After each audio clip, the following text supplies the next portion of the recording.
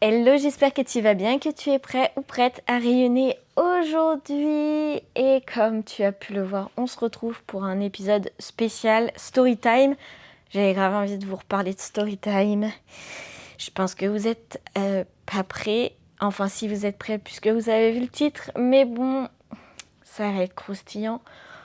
Encore, même si je pense qu'au fur et à mesure, vous commencez à connaître les histoires. En tout cas, avant de commencer et avant de te raconter mes storytime d'accident de voiture, je te laisse mettre un j'aime, je te laisse me dire si toi aussi en commentaire tu en as déjà eu et également à t'abonner pour ne plus rater d'autres épisodes.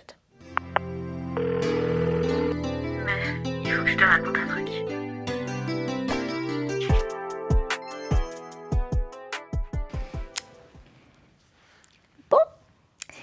Eh bien aujourd'hui il est temps qu'on parle de mes super voitures et de tous les épisodes traumatiques que j'ai eu avec. Bon, il faut savoir que pour toutes les personnes qui suivent mes podcasts depuis un petit moment maintenant, je vous ai raconté pas mal des histoires. Au fur et à mesure que je vous ai raconté les podcasts, oui, j'ai une vie type Netflix, mais quand même, j'ai pas non plus 20 000 saisons. Donc ça se rejoint un petit peu, mais en tout cas je vous mets tout ici, maintenant, storytime à fond, détaillé, enfin ça va être cool. Prends-toi une boisson, installe-toi confortablement, on y va, il y a du boulot. On va commencer par le commencement, c'est-à-dire qu'on se retrouve en 2015. J'ai ma première voiture, donc comme toute jeune de 18 ans qui se débrouille toute seule parce qu'elle ne veut gêner personne, je cherche une voiture qui n'est pas trop chère, donc dans mes tarifs, puisqu'à l'époque j'avais économisé pendant ma jeunesse, mais j'avais payé mon permis et j'avais pas grand chose, je vous avoue, parce que j'étais un peu dépensière. Donc je crois que pour ma première voiture j'avais genre 1500 ou 2000 euros, pas plus. Alors sachez qu'il y a 10 ans c'était encore possible d'avoir une voiture pour ce prix-là. Aujourd'hui, c'est beaucoup plus difficile. Mais à l'époque, c'était plus facile. Donc, je recherche une voiture dans ces prix-là, d'occasion, que je pouvais acheter pour la modique somme, donc 2500 ou 2000 euros. Et je tombe sur une voiture, une petite Fiat Punto, qui me paraissait plutôt pas mal. Elle était sur la page d'un garage, donc je me dis, ça risque rien un garage. Vous voyez la douille venir. Donc je me dis, ça ne risque rien un garage. Je me dis, ok, je la montre à mes parents quand même pour qu'ils valident la bêtise avant de me faire engueuler. Et ils tombent d'accord. Je me dis, c'est bon, je prends celle-là. Il faut aller la chercher vite parce que, en fait, à cette époque-là, j'étais en première année de BTS et c'était mes parents qui faisaient la route, donc plus d'1 heure de route aller.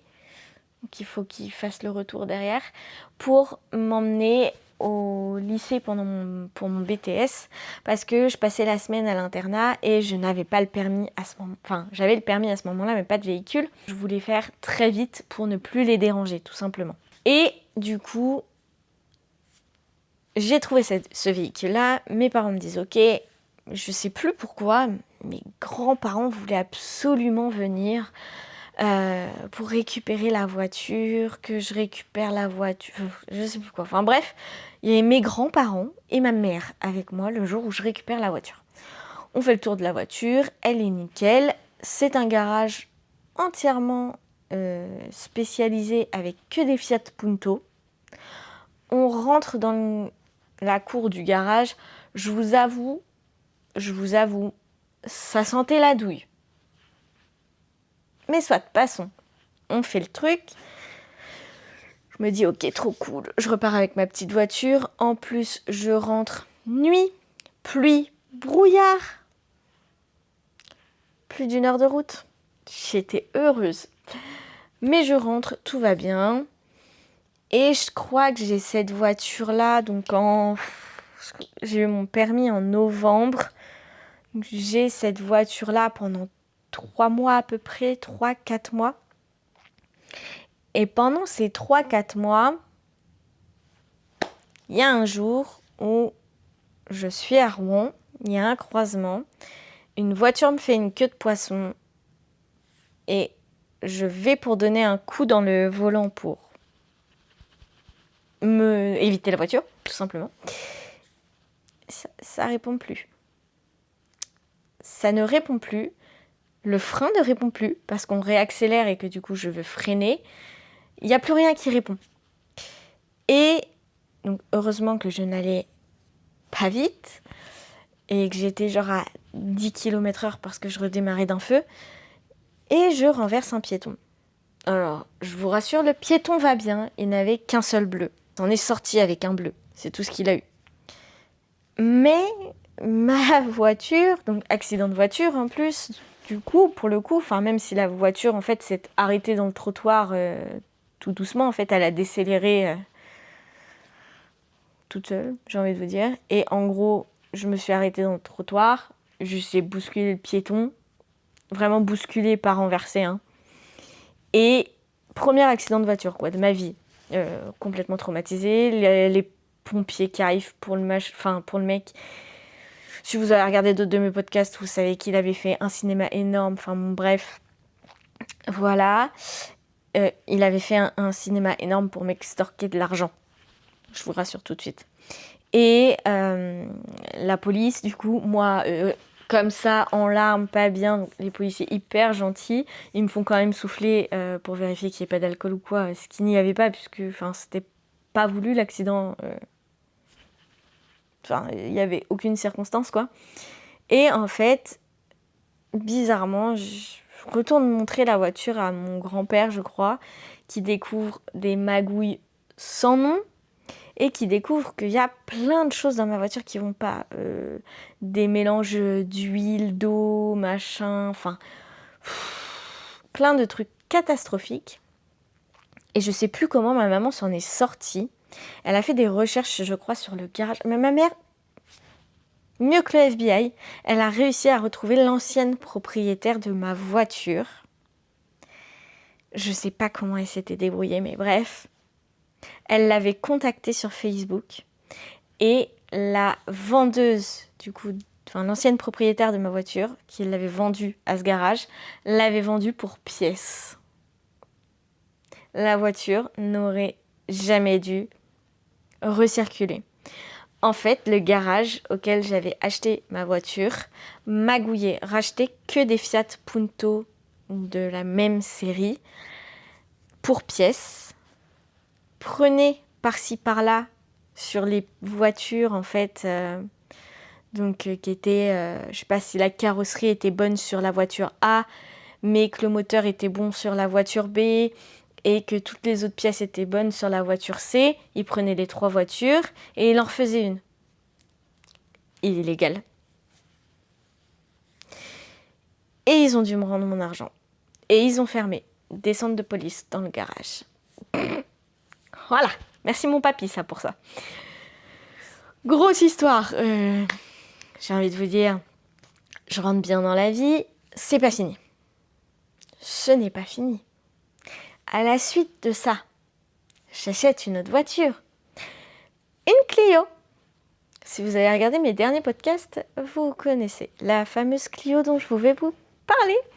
La Clio Campus 2 avec le coffre commercial.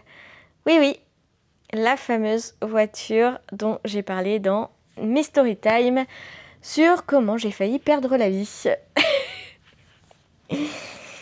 Bon, autant vous dire que j'achète la voiture. Dans la semaine, je suis censée retourner, donc c'était un ami de la famille.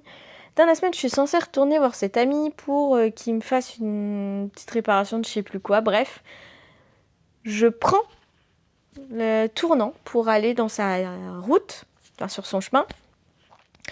Je mange le trottoir, mais violemment, mon pneu éclate et je finis les 2 minutes qui me restent de voiture sur la jante.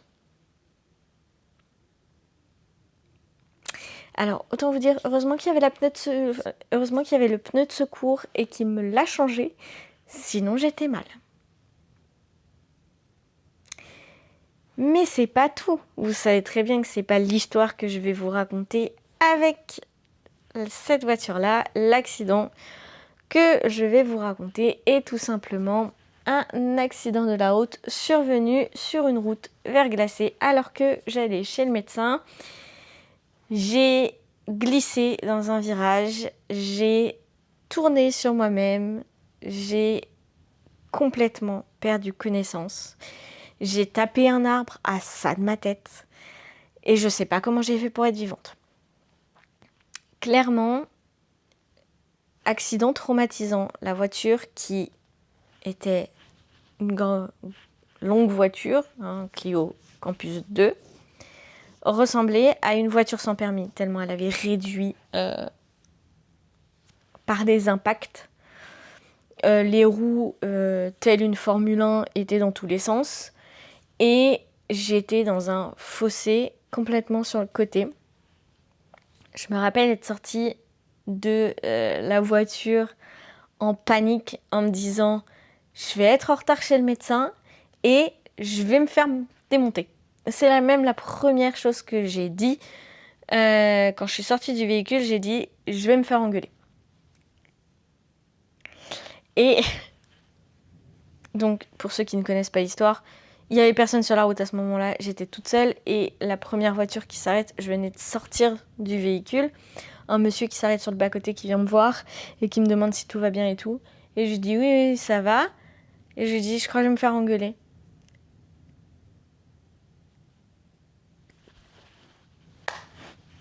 Voilà.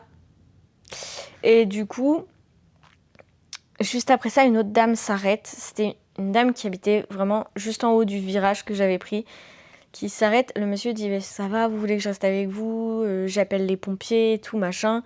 Moi je dis non, ça va, je vais me faire engueuler, ça va.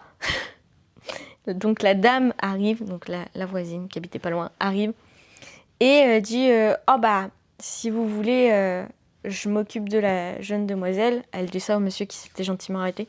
Je m'occupe de la demoiselle, vous en faites pas. Moi j'habite juste au-dessus du virage. Mon mari il s'est planté dans ce virage je ne sais pas combien de fois.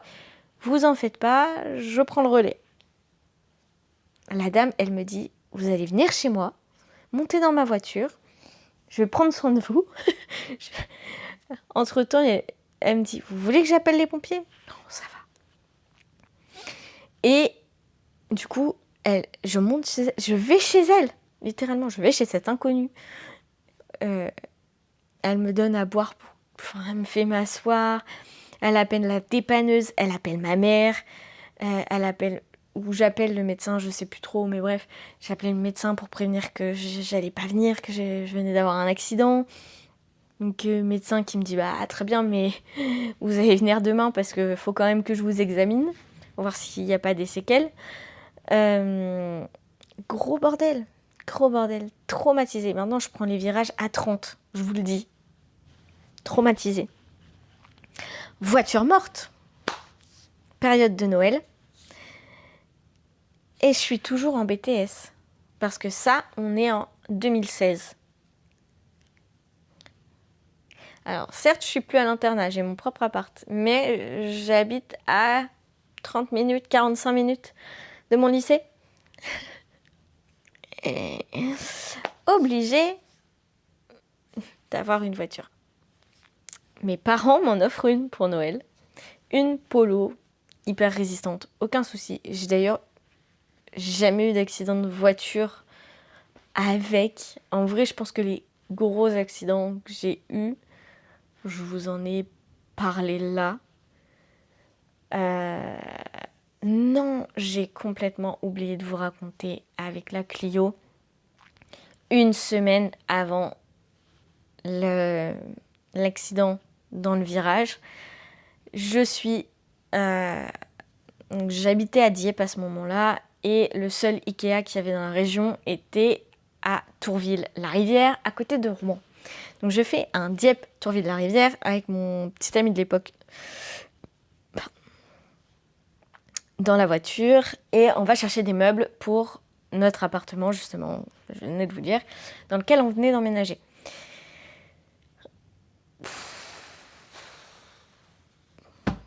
Retour, gros brouillard, on voyait même pas à 2 pieds devant nous. Voie rapide jusqu'à Dieppe. Le coffre Alors, très grand coffre dans la Cléo Campus, mais très lourd avec tous les meubles. Et mon ex qui commence à me prendre la tête juste à côté de moi. Et se fout. Je sais plus pourquoi. Il donne un coup dans le volant. Mais un coup genre... Il me tourne le volant. Je sais plus ce qu'il fait. Enfin bref. Donc moi je vais pour rattraper la voiture. Voie rapide, hein. Je vous le dis, hein. Portion 110, tout droit, un seul sens. Il me donne un coup dans le volant. Je vais pour rattraper la voiture. Je vous rappelle qu'on voit rien. Et là, on fait des 360 sur nous-mêmes. Alors, on n'a pas roulé sur le côté ou quoi. On a vraiment pivoté sur nous-mêmes. Je peux vous dire que c'est stressant. Et qu'est-ce qui se passe sur une voie rapide, comme je vous ai dit? On est en sens unique. Qu'est-ce qui s'est passé quand j'ai fait des 360? Je me suis retrouvée face. Mauvais sens. Alors, comment vous dire que quand j'ai vu les phares arriver des autres voitures, j'ai un petit peu paniqué.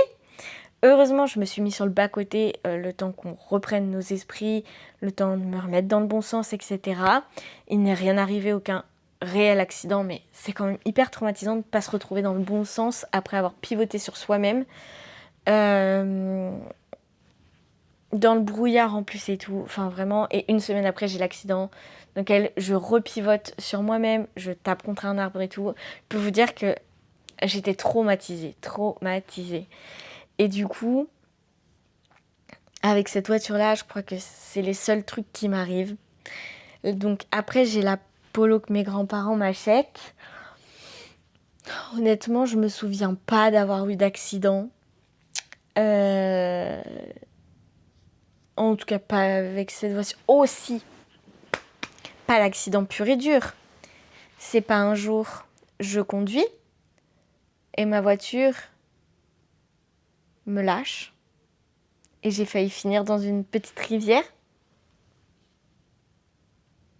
Non, c'est trop pour moi. La voiture qui lâche comme ça, plus de feu, plus de direction, plus rien. Pareil, comme la première. Elle roulait genre... J'ai paniqué. Heureusement, je me suis arrêtée avant de tomber. En plus, j'étais proche de chez ma meilleure amie, donc vraiment, j'ai paniqué. Je dors chez ma meilleure amie ce jour-là. Le lendemain, ma voiture qui veut plus se rallumer. Plus de feu, plus de... Je tournais le contact, plus rien. Genre ça s'allumait pas. Et pareil, ça m'est arrivé une deuxième fois, obligée d'appeler mon grand-père qui avait fait la route. Donc là, j'étais pas chez ma meilleure amie qui habitait à 45 minutes de chez moi, mais j'étais chez mon père qui habitait à 10 minutes de chez mes grands-parents. Obligée d'appeler mon grand-père qui vient avec son 4x4 Mercedes pour venir rallumer mes batteries. Parce que les batteries de la voiture ne fonctionnaient plus. La voiture ne voulait pas démarrer, même si j'avais pas laissé les feux. C'est trop pour moi. Les voitures, c'est trop pour moi des fois. Donc, ouais, sinon, j'ai pas eu de réel accident avec ou quoi. Et il y a un jour, donc, pendant que je conduisais celle-là, mais c'était pas ma voiture qu'on avait. Enfin, moi, j'avais cette voiture-là, mais un jour, on décide d'aller au parc Astérix avec mes meilleurs potes. Et j'utilise la voiture du père de ma meilleure amie. Je rigole, mais c'est pas moi, hein, d'accord? On conduit. Donc, je conduis, par ailleurs, pour y aller et tout, machin. Et à un moment, dans une côte, je sais plus, il y a un feu. Et il y a un gros camion qui arrive. C'est pas le camion, il nous rentre dedans. Le camion, il nous rentre dedans. Vraiment, la voiture, elle fait...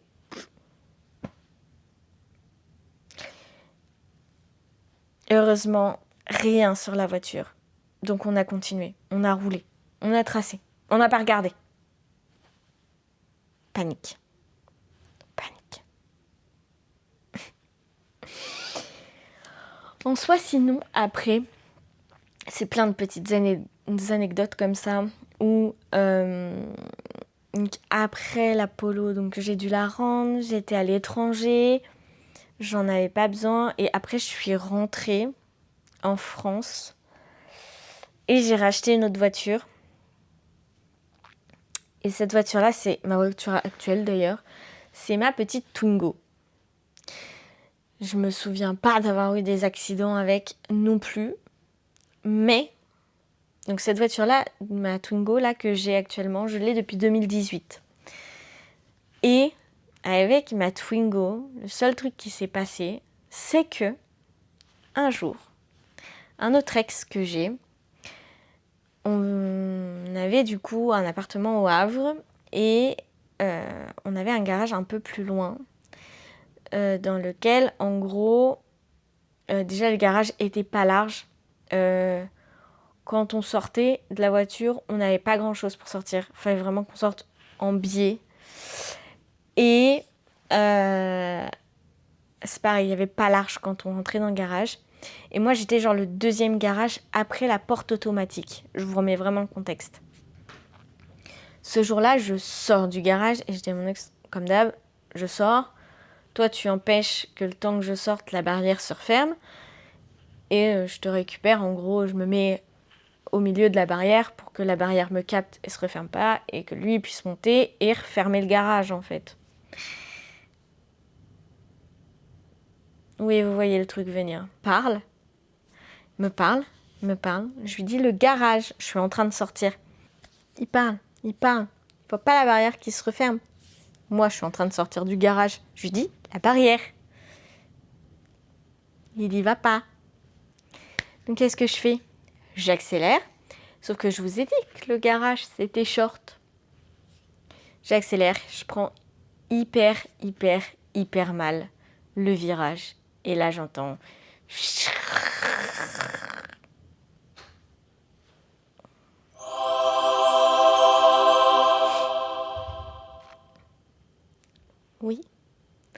Oui, le béton du garage a mangé toute la peinture de ma voiture. Oui, ça fait mal au cœur. Bon, en même temps, j'aurais pu aussi juste ressortir le badge, recliquer, rappuyer sur la barrière. Mais en fait, le truc, c'est que fallait refaire tout le tour du truc de garage, faire une marche arrière et tout, enfin, pour se remettre droit. Sinon, c'était vraiment hyper compliqué en vrai. L'angle pour tout faire. Donc c'était vraiment juste pile parfait que moi j'ai juste à sortir comme ça. Que j'avais pas envie de m'embêter à faire des allers-retours, des machins, des trucs, des... Oh, voilà. Donc oui, j'aurais pu éviter d'arracher toute ma voiture, mais l'angoisse sur l'instant T m'a fait arracher toute la voiture. Mais ce qu'il faut savoir, c'est que comme l'autre côté était jaloux, il n'y a pas longtemps là, il y a quoi? Il y a 2-3 mois je crois, même pas. À l'heure actuelle où je vous tourne le truc, il n'y a même pas 3 mois. J'arrive chez moi, il fait nuit totale. Mon chéri est garé, mais lui il se gare pas tous les jours pareil, donc il dépasse, d'accord? Mon chat qui passe derrière la voiture. Et moi je rentre dans notre allée, sauf que je sais pas pour qui, pourquoi. Je veux me repivoter pour me redresser, sauf que il y a la voiture de mon chéri, il y a le chat, il y a machin, il fait nuit. Et là, j'entends, poum. C'était le barbecue dans ma voiture. Petite éraflure de l'autre côté, du coup. C'était au cas où l'autre côté était jeune. Enfin, sinon, malgré tout, sachez que je respecte les limitations de vitesse, que je conduis bien et que j'ai très peu d'accidents malgré tout, mais que c'était assez rigolo de vous en parler. Sachez également que j'aime le sport automobile, on n'est pas dans la merde. Mais j'ai peur du coup, des virages. Ça, on est ok. En tout cas, voilà. J'espère que mes petites anecdotes sur les accidents de la route vous auront plu et vous auront fait rire. En tout cas, sachez que si vous avez eu des accidents et que ça vous fait rire aussi, n'hésitez pas à me le dire en commentaire, à mettre un j'aime si l'épisode vous a plu et surtout à vous abonner pour ne plus rien rater. En tout cas, je vous laisse pour aujourd'hui et je vous laisse rayonner.